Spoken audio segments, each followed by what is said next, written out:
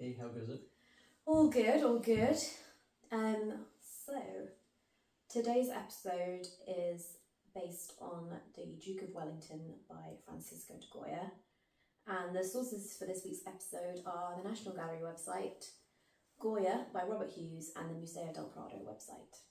Lovely. Shall I kick things off by describing the painting? Yeah. Lovely. So this is a mid-scale portrait, half torso. Background is very neutral, kind of dark grey tone. And the Duke of Wellington is in full military uniform, I think. Medals, sort of like sash medals. And yeah, there's a real glow off of the red uniform, and his face is very quite illuminated, the brightest thing within the whole painting. He looks at us with I don't know, he sort of seems quite disconcerted, looks, I think worried would be kind of putting it lightly. He doesn't look like he's in his element. He doesn't look like he's very comfortable posing for a painting. It doesn't necessarily feel like he really wants to be posing for it. I think if I were seeing it in passing, I might not really read too much into it, but just looking at his portrait and zooming in on his portrait, he seems seems quite unnerved, I would say. That's my read. Okay. So we'll be coming back to the painting later. So I'm going to use this episode as an opportunity to really deal with Goya's life and the history of what was going on in Spain at the time. Unlike some other artists we may look at, Goya actually served three kings and a Bonaparte. Wow. So it can be quite complicated, like who he's painting for, what's the political situation. So that's why I'm going to dedicate a bit of time to that today, and we can kind of weave some of the famous works into that history, and then later perhaps in another episode we won't have to sum up Goya quite so comprehensively, but I will be leaving off where this book painting is. Okay, so yes, where would I like to start? So Goya, born in 1746 in Fueda de Toros in Zaragoza. His family were lower middle class, and his father earned a living as a gilder, specialising in decorative religious works. When he reached 14, he began to study under the painter José Luzán, and remained with him for 4 years until he moved to Madrid to study with Anton Raphael Mengs. Mengs was a German painter, popular with the Spanish royalty, and his portrait of Charles III hangs in the Museo del Prado. It's believed that Mengs requested Goya to paint cartoons for tapestries, and later that he recommended him for commissions and a regular salary as a court painter. Other sources in my research, however, suggest that Goya and Mengs clashed, and that he earned the tapestry commission from his wife's brother, who was a member of the Real Academia de Bellas Artes de San Fernando. So mixed reviews on the role of Mengs in Goya's career. Anyway, he came up with about 42 tapestry designs, many of which ended up on the walls of El Escorial and the Palacio Real del Pardo. And Goya's tapestry designs can be seen on the top floor of the Museo del Prado, and it's a really extensive collection of early work, quite unlike his latest work. So it's a great contrast as you travel down the Prado Museum, going from the beginning of his life to the end of his life. So he was also commissioned to make engravings, predominantly copies after the old masters of the Spanish royal collections, such as Velázquez. The influence of Velázquez on Goya's work is undeniable, and in 1778 he produced a series of etching copies of Velázquez portraits, and later in his career you see references to poses and compositions from his predecessor's work. In 1783, Goya was commissioned to paint the portrait of the Count of Floridablanca, who was a close friend of the King, Charles III, and that set him on the path to being given an official salaried position of court painter 3 years later. Charles III was succeeded by Charles IV, and Goya continued in his role of court painter. In 1790, he had the highest salary and role of first court painter. The work he made at this time is memorable for its lack of flattery. His large royal family portrait takes many visual cues from Velázquez Las Meninas. However, it can definitely be interpreted as somewhat damning. The family must have been happy with it, however, as it did remain in the royal collection.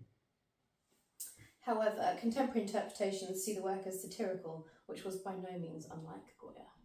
And we come to see that in a lot of his later pieces. Under Charles IV's reign, it's thought that the real power was held by his wife, Luisa, and this was all the more scandalous as she was widely believed to be having an affair with the Prime Minister, Manuel Godoy. So Goya places her at the centre of the work and not the king.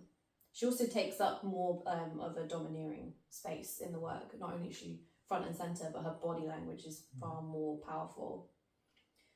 Godoy was incidentally a friend of Goya's and saw himself as instrumental in getting Los Caprichos published, which was Goya's first renowned etching series on the follies of man and very satirical works. I'm trying to imagine those prints. It rings a bell. I'm sure I've seen like quite a few of them, but I can't quite Los imagine. Caprichos would be like the sort of the witches and hags, and you only got the two very famous etching series. So whatever you're thinking of that isn't war related, it's probably Los Caprichos.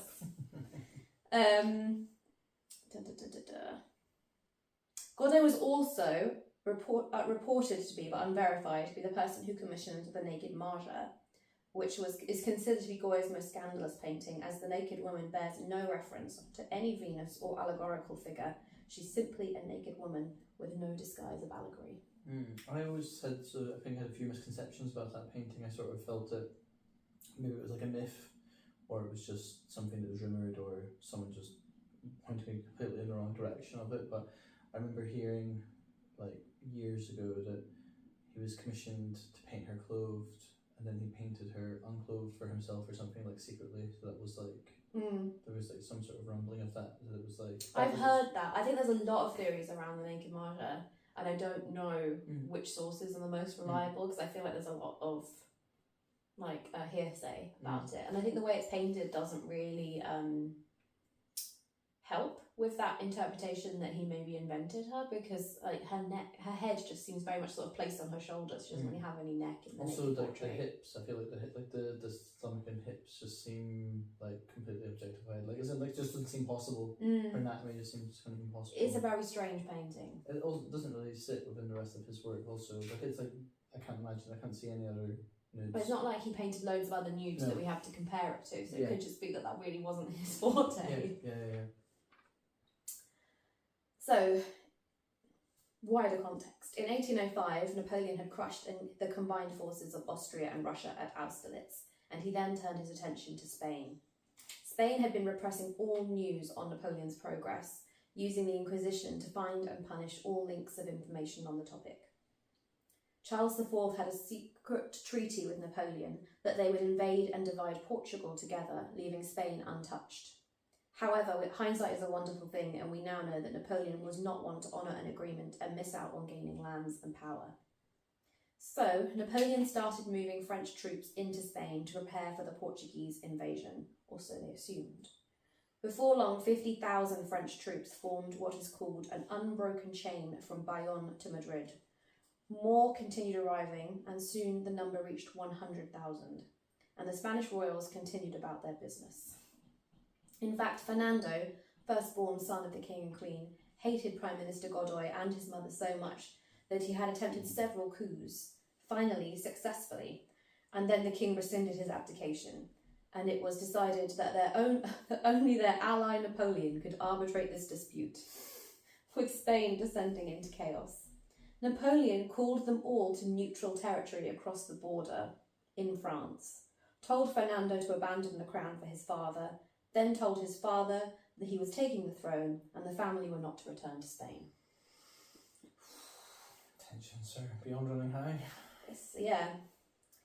Now, the paintings that Goya made about the atrocities of Napoleon's war in Spain are well renowned and much discussed. His Disasters of War etching series are perhaps the most famous artworks made about war, and during the fighting, Goya did what was necessary to make a living, Portraits, still lifes, and some pieces for the French invaders were produced. However, Goya aligned himself with Fernando once the monarchy was restored. Now to the portrait that we are looking at today. The portrait is of the then Arthur Wellesly, who later went on to become the Duke of Wellington. The portrait originates from a beautiful chalk over graphite 1812 drawing of the Duke that now resides in the British Museum collection. It's believed to have been made when British forces made a triumphant entry into Madrid, retaking the city from the French. The drawing portrays a noble yet battle-worn man staring seriously at the viewer. It's thought this painting was made within 2 years of the drawing. True to form, although Goya does deck the Duke out with all of his military regalia, he doesn't glamorise him. His expression isn't glorious, swaggering or triumphant. He looks tired and even a little gaunt. He has a sort of red hue around his eyes, which I think is quite telling. Worn himself by the horrors of war, it's a portrait that is a long way from the conventional image of glorious victory, particularly when put in the context of the Spanish royal collection and the sort of Velasquez portraits of the prince on horseback and Count Olivares on horseback and the royal portraits. It's quite a different military image. Yeah, he just sort of, it's not a demonstration of power. No. And it's not like... and maybe that's because it's the British in Spain. Yeah. Maybe a demonstration of power would feel inappropriate. Yeah. Yeah, it doesn't feel remotely triumphant. Sort of seems like he's really struggling in the portrait. Like the man seems like rattled, to say the least, but also like it looks like he's, I don't know, I sort of got the feeling it felt like he was maybe still piecing the remnants of his life back together again, or I don't know, you do sort of get the sense that the horrors that he's been exposed to and that he's endured are still very much present within the portrait, which is, it's I don't know, I feel like to capture all of that or to convey all of that just on the basis of a drawing made maybe 2 years before is... But we do know that the war between the Spanish and the Napoleonic forces was absolutely brutal, that it is the source of the word guerrilla warfare, and that in small village provinces and areas they would band together and fight. They didn't have a royal army ready to go because the king had been taken away. That it really was the people against Napoleon's forces, and it was brutal. And Napoleon's forces were taking them down town by town.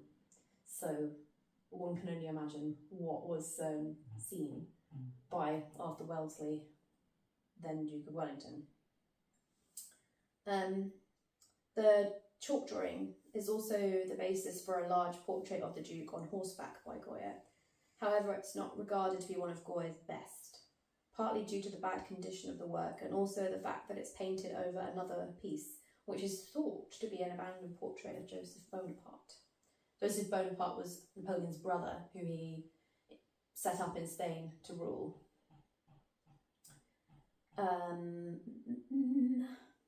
It's believed to have been scraped back and then repainted over by Goya, which I think might contribute to the slightly murky quality of it. The portrait on horseback was displayed at the Royal Academy of Fine Arts in Madrid, whilst Goya was the director, and it now hangs in Apsley House in London. Whereabouts is that? Apsley House? I think it's fairly central. Is it? Yeah. So the portrait is, Yeah, the horseback. I was going to say, this one's in the National Gallery. Yes. Yeah, so we've got the drawing in the British Museum, the painting in the National Gallery, and the horseback in Apsley House. So let's check that out. They're all in a little triangle of central London. Lovely. It's thought perhaps this head and shoulders portrait was made in preparation for the full-size version, as it appears to have been painted quite quickly with the brown priming layer still exposed. It's also potentially just that he did not have a lot of time with his sitter. We don't know. Yeah. It's a rather beautiful portrait that captures a victory, although not through the rose-coloured spectacles of glory, by an image of a battle-worn victor. Sorry, I'm struggling with my own handwriting. That's alright. That's a struggle I know very well myself. The Duke of Wellington is portrayed by a man for whom this war and the horrors he saw would go on to define the work he made and the way we think about war. art today. Mm. Yeah, it's really interesting, like because there's so many layers and threads sort of like throughout Goya's practice, as like you mentioned, like the capricious etchings, and then like the cartoons and sort of like tapestries, and the portrait of Maja, and the other portraits like bureaucratic, aristocratic portraits and things like that. It's quite interesting. Like, I guess I was wondering what if he is kind of constantly spinning different plates at the same time, like if he is making other things alongside the portraits, or if he's like kind of mainly focused on, like within those pockets and bodies of work, if it is like a sole primary focus or something. Portraiture. Yeah. Do you think there's other things happening at the same time, or mainly that? There's a lot of other work, a lot of other. I mean, you've got his like bullfighting etchings. You've got the later paintings, the black paintings, which I'm sure we'll do an episode on, or several episodes on at some point. I think whenever we're dealing with like a court painter, we are inevitably dealing with a lot of portraiture. But I mean, the fact that he was working and producing these etching series that took a lot of time and energy, which wasn't, like a necessary arm to his practice, it makes you sort of think it wasn't his only, the only string to his bow, and I don't think he wanted to limit himself that way. You see those beautiful smaller works of like witches and mad duchesses and all sorts of like more characterful and storytelling works. I think that's a huge part of his practice, I think, and even that creeps into the portraiture, that it tells stories, like the royal family portrait, and those portraits of I don't know if it's Louisa or if it's a duchess. I think it might be a duchess, and her name is escaping me. The one dressed in all black that he portrays a lot, and she's pointing at the ground and says something along the lines of like I'm Goyas or something. And there's all sorts of like interesting, I think storytelling is just a thread throughout his whole life. And I think although like this, like trying to present it all here is in this way, like me trying to run through all these different kings and all this information, is because all this stuff slots into different moments.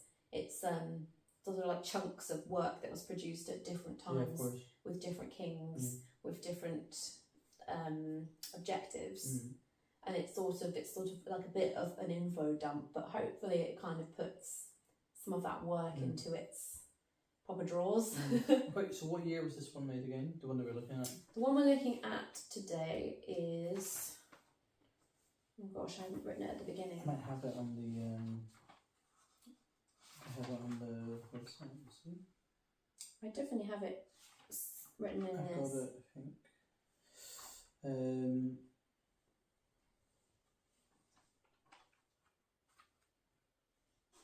Almost got it. 1812 to 14. So that's quite late, actually. Yeah. That's really late.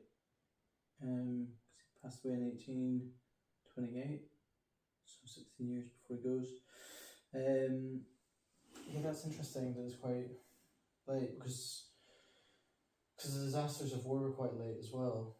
Yes, but those are right at the end. Yeah, so they were 10, 15 years away. Okay. Yeah, interesting. Yeah, I think there's also... Yeah. Sorry, I was thinking about the black paintings, but you said disasters of war. Yeah, the etchings. Disasters of war were made during the time of Napoleon, but they couldn't have been published until much later. So I think the time frame is a little more hazy for me. Yeah, I feel like whenever, like, in terms of like how Goya works with like within portraiture and representation of people in general, I feel like there is like a sort of undercurrent of, there is like a darkness that kind of seeps into it, like even with like the cartoons, which are sort of like quite bright, light paleted images that I guess were designed to adorn something like a dining room or something like a, like a drawing room or like a space, like a space for entertaining and courting guests, that sort of it. I think Goya's work starts out light. I think that's like the incredible journey that you take as you walk through the Prado Museum. Is you start with those tapestries, peasants picnicking and people playing games and cats on the wall and and then as you travel down, you get these sort of satirical, slightly almost like as if they have a judgmental eye, these paintings of the royal family. and some of the sort of Crapoutos era paintings and portraits of other noble people. And then right at the bottom of the Prado you encounter the black paintings, which even refer back to some of the same locations in his early tapestry works. And I think that's like the journey that you take with Goya, is that descent into what he saw as like the destruction of Spain and the pain of the people, and he's putting that across in his work, and it comes through, and it's quite dark and it's quite haunting, and it's sort of like almost disturbingly trackable.